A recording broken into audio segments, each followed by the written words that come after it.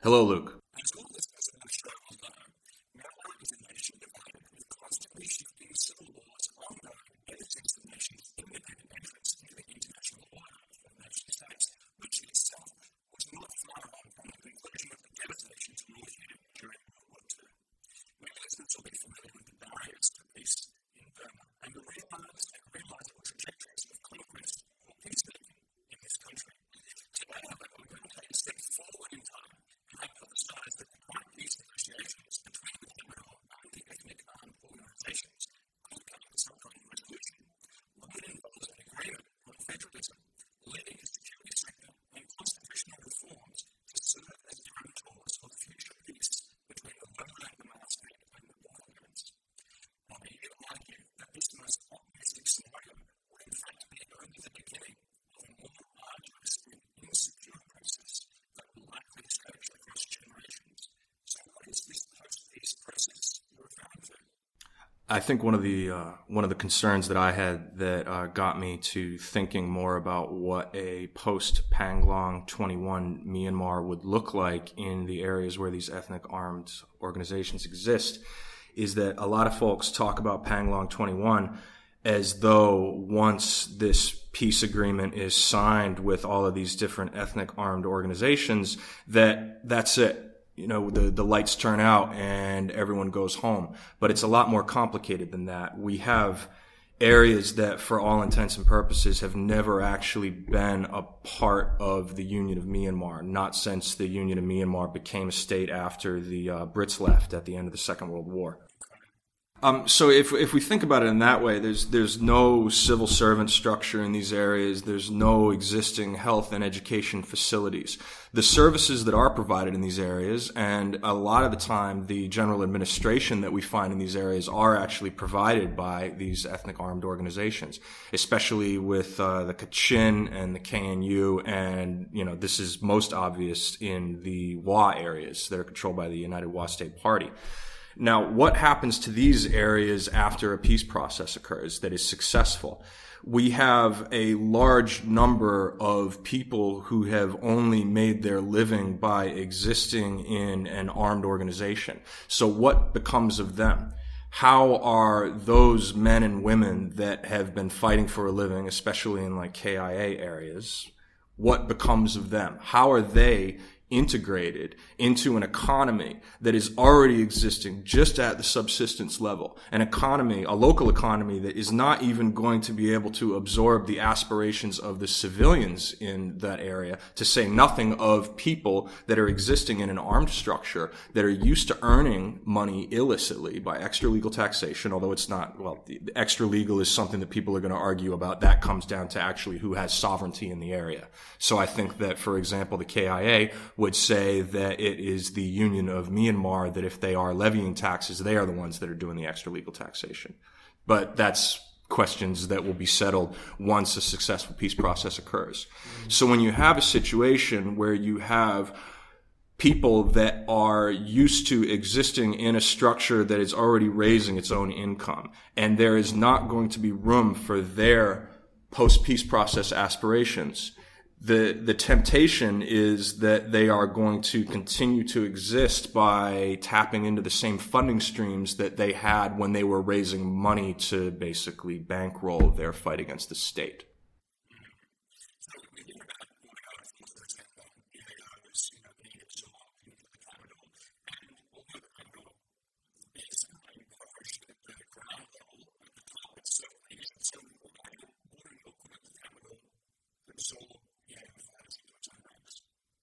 I think that there is room for an additional absorption of EAO fighters into Tatmadaw ranks, but it really depends on the EAO and it depends on what part of the structure they're going to be absorbed into. Now, border guard forces are what has become of the DKBA, or at least the main body of the DKBA, not the offshoots. And so there is going to be room for that kind of militia structure.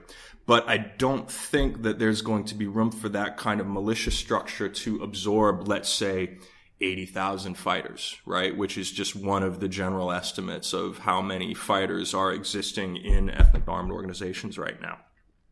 Then you've got the larger groups like the United Wa State Party and the KIA.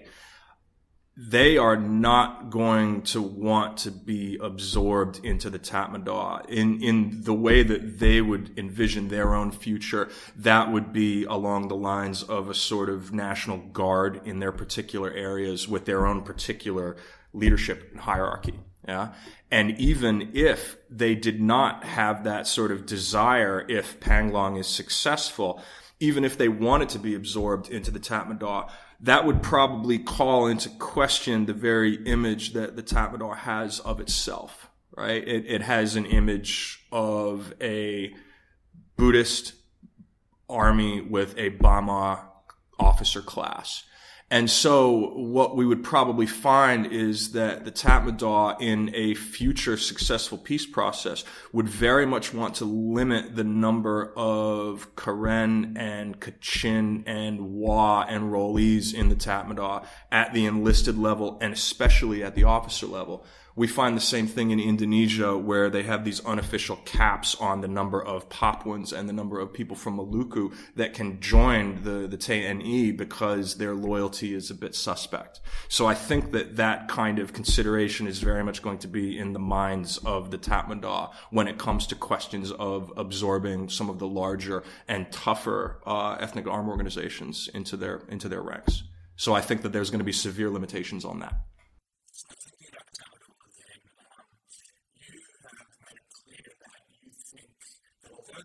Established mechanisms. For example, the United Nations has a lot of experience with this, with what you call DDR, which refers to disarmament, demobilization, and reintegration, right, mainly of insurgent structures after a successful peace process.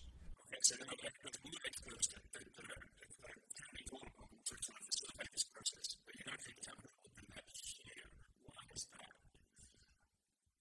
I think that a lot of the traditional DDR experts that we would find within the international organization, the United Nations Development Program, overall the United Nations Department of Peacekeeping Operations, are not going to be involved in that process to the extent that they've been involved in other processes such as Sierra Leone and Liberia. Firstly, because here we actually have a strong state. We have fragile borderlands, but we do have a strong core. In the places where those external actors, like, UN and different agencies and so on are involved, they tend to be involved in a place where you'll have a state that is basically at the brink of or over the brink of that failure. Like Sierra Leone being a great example. Yeah. So there's that. When you call in forces like that to do that kind of work, it does call into question sort of notions of sovereignty. And so I think that that's something where if there are roles for experts, those roles are going to be very truncated ones. Now, the Tatmadaw, the civil service, all sorts of other structures that exist in Myanmar, there is the capability to undertake disarmament and demobilization, right? But the thing is that there needs to be an element of trust between the ethnic armed organizations and the groups that are undertaking that, right? The government. And so I think that trust is going to be something that's going to take much longer to build. I mean, that shows in the Panglong process right now, where the Tatmadaw, they basically want ethnic armed organizations to disarm and then get into a conversation about what federalism means to the government and to the ethnic armed organizations. But the ethnic armed organizations, I mean, how long have they been fighting? The KNU has been fighting since, I think, 1949, right? Mm-hmm. Others, the Kachin, they've been fighting since, 1961? These groups they've bled and they've died. And the idea that they've gotten this far into the struggle where they are finally at a process of dialogue with the union, the idea that they're going to give up their guns is not a realistic idea. Their guns are what is going to protect them during the process and allow them to further engage in the process. So there's a big disconnect between what the government wants and what the military wants and what the ethnic armed organizations are willing to give at this stage. Now then there's after that. These groups that are going to come in, these groups that could possibly come in if the Union of Myanmar invited them to play a role, there's the aspect of China in this as well. And I think that those groups that are going to come in and undertake any kind of DDR process on behalf of the government, this is something that China would basically have to sort of sign off on. I mean, they very much view this area as their near abroad. And, well, frankly, they'll be the ones that probably help to facilitate these DD processes because they have trust with a lot of the ethnic armed organizations, like, in Kokang and in Mongla and in Wa. It's those groups that are very much looking towards China, in part to represent their interests at times with the Union of Myanmar. So it's China is going to be the ones that sign off on how that process occurs. And it's China that actually probably can facilitate disarmament and demobilization processes. They could either allow ASEAN to take the lead in that, like ASEAN did in Aceh, or maybe even they could do it themselves. But that's too much far into the future for me to actually think about how that would work. I'm just speculating right now. So there is reintegration. Durable peace, you say, will only arrive when communities in ethnic organization areas and previous union areas discern real value in citizenship to the nation. So how could a capital on the wall and an Australian state achieve this value and communicating this value?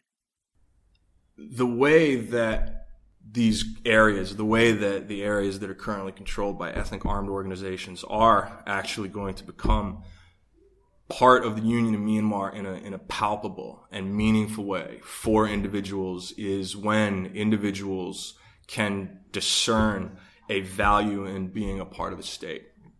That comes from a variety of sources and a variety of things that the government actually has to provide. Health and education services are the biggest ones, right? Roads, market linkages, social protection, all manner of things that are not even available to many Bamar in the Union of Myanmar right now. So a lot of what we're talking about that's going to make these areas a part of the state where they are, where an open rebellion becomes a more and more distant possibility, these things are not even available in areas that are at peace and have been within the Union of Myanmar since the foundation of the Union of Myanmar.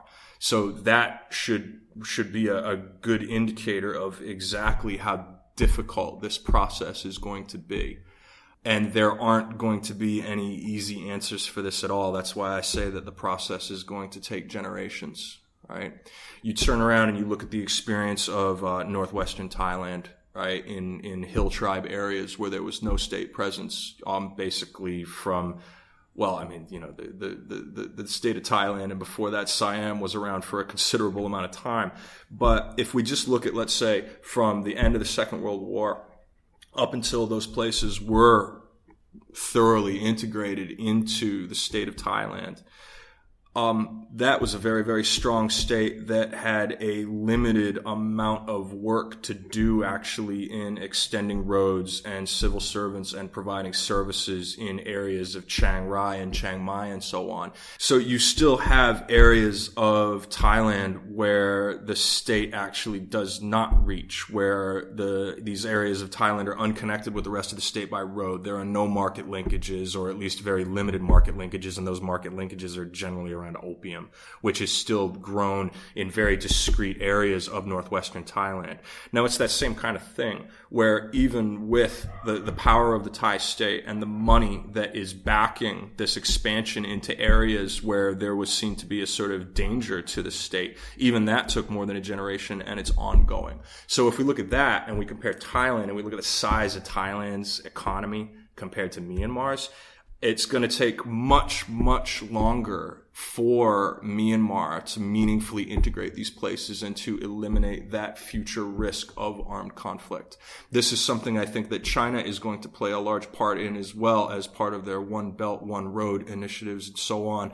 The protection of gas pipelines that are going to be running from Yunnan to Rakhine, and they're going to go through Kokang, just that as an example.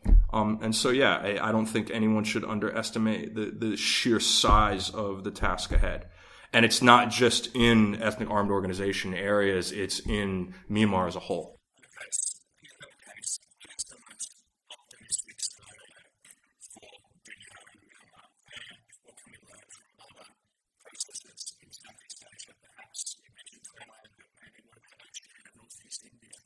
For me, in my opinion and based on my experience, the most optimistic view of what becomes of these ethnic armed organizations by area, and there are many areas, and each of those areas is unique to the other, right?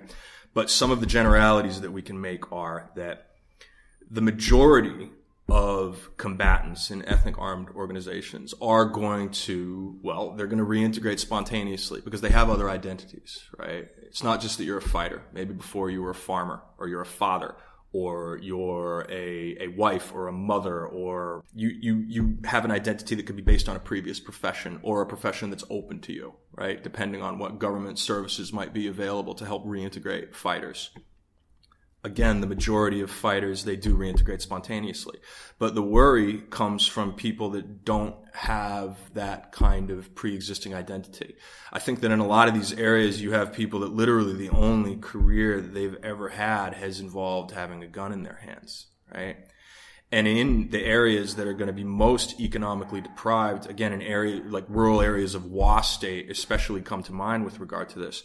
How are people going to make a living in those areas? What's going to happen is that you are going to have a sort of hardcore of ethnic armed organization membership that is basically going to continue their, well, let's call it wartime activities, but into an era of what we would call peace, even though it's probably going to be a very cold peace.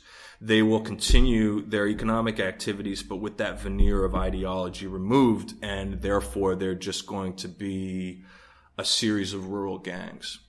Now, what happens with that is you'll have that sort of initial structure that will exist. It might provide services for some of these fighters. It might provide them with works for daily labor, for construction contracting, and so on. And that leads me to my next point about what happens to the higher level of leadership and officers within the ethnic armed organizations. In areas like Aceh and in northeastern India and so on, what we see is a higher level political reintegration that occurs, where a lot of these folks are allowed to access the same kind of funding streams that ordinary civil servants or politicians access.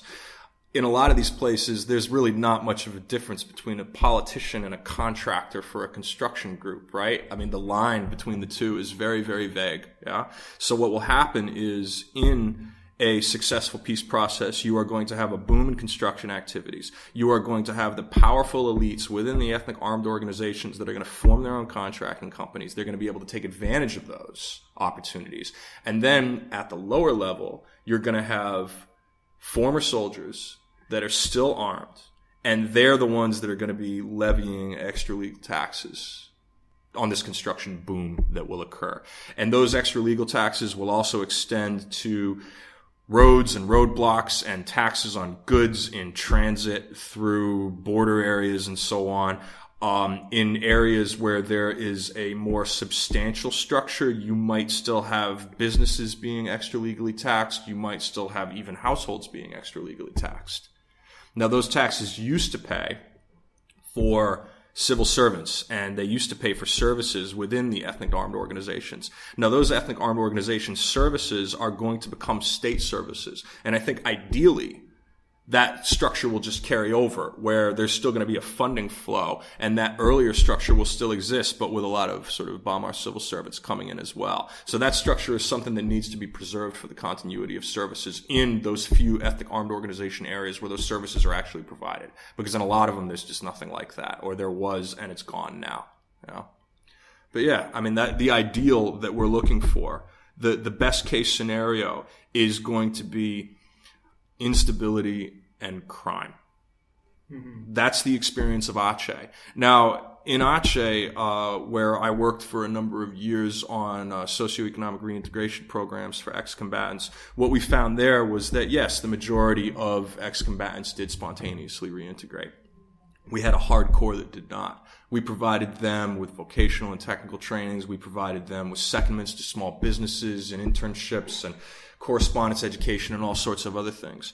And most of them did reintegrate, but there was a hardcore that did not. And basically they fell back upon a lot of what they were doing when the conflict in Aceh was still occurring. That being taxing trucks at roadblocks, that being, cultivating marijuana was very big in Aceh. So there were a lot of rebels that were involved in that. Yeah, you had it where the crime continued because the rural economy simply couldn't absorb a lot of the aspirations of these fighters after the fighting ended. And therefore, a lot of their crimes stopped having that ideological veneer, which it could sort of hide underneath, and it just became crime. Whereas all of the leadership in the Free Aceh movement, a lot of them just became construction contractors, and a lot of them became politicians. And that's the same thing, broad brush, that we can predict is going to happen here.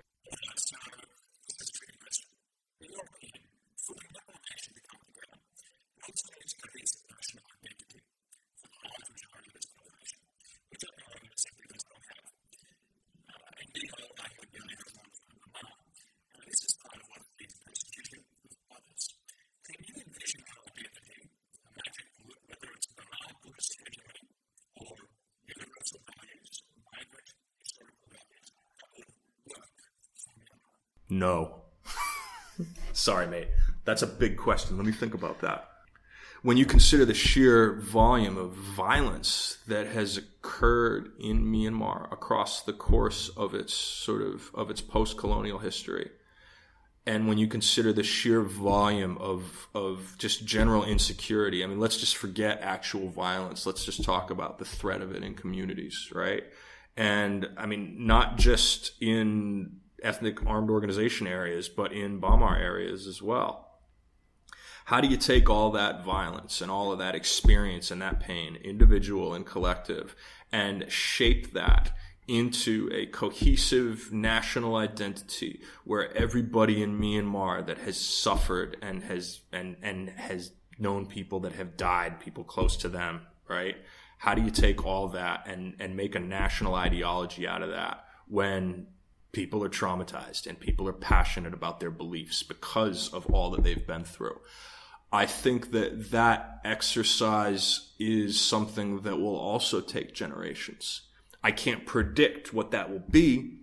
I do think that it is possible, but I think that's a process that is so big and so complex, and it will take place in not just at the national level, not just at the state level. That will take place in villages, every village that has a mixed population, every village that feels like it's a part of Myanmar, right? This is something that people are going to have to define themselves, and it's going to take probably longer than anyone that is alive today will still be alive when it happens. That's for the next generation. That's for children and for grandchildren. I don't see it happening now. Mm-hmm. Yeah, I think that's right. Again, though, I think it can happen. I mean, one of the nice things about working in Myanmar, in particular aspects of Myanmar, is that hope is a possible thing, right?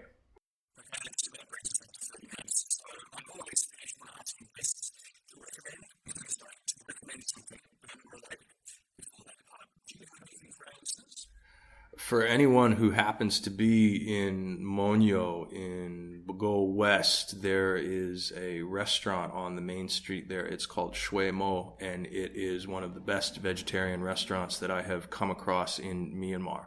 Now, Monyo is a bit of a restricted area. It's not a place that's on the tourist path, and if you end up there, it is probably by accident. But should you be there, please check out Shui Mo. It's a fantastic restaurant.